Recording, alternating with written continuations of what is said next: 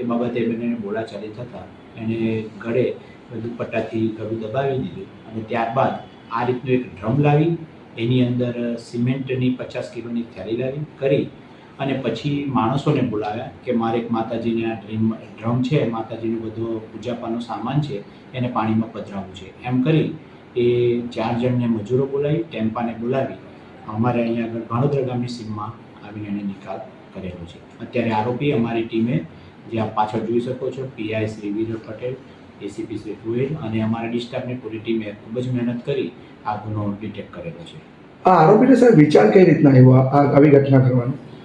આરોપી પોતે કંઈ કમાતો નહોતો, થોડીક એને શારીરિક તકલીફ પણ હતી, એના અવારનવાર ઝઘડા થતા હતા પત્ની સાથે.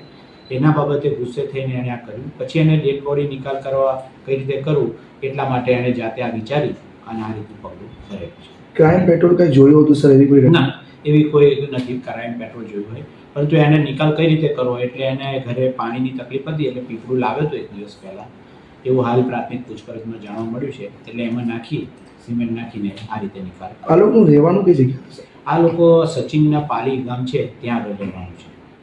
સાહેબ, ખાસ કરીને પોલીસને કેટલો ચુનૌતીઓનો સામનો કરવો પડ્યો? અજાણી મહિલા હતી. આપ સમજી શકો છો કે 2 તારીખ 5-6 દિવસથી સતત આ પોલીસે 24/7 આની પાછળ લાગી.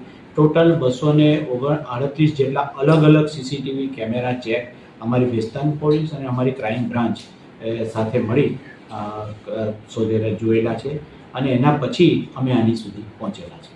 મહિલાની ઓળખ નહીં થાય એવું હતું સાહેબ, તો પોલીસ માટે કયો વળાંક રહ્યો હશે? ખાસ કરીને સૌથી બેસ્ટ વસ્તુ કહેવાય તો જે ડ્રમ હતું, ડ્રમની ઉપર જે એક બેચ નંબર હોય, અમારા પીએસએ પહેલા જ દિવસે એની પર ધ્યાન કેન્દ્રિત કરી કે આ ક્યાં ગયું છે, જે બેચ નંબર પરથી, એના પરથી આખો ગુનો ડિટેક્ટ થયો છે. મહિલાની ઓળખ ત્યાર પછી જ સ્થાપિત થઈ છે.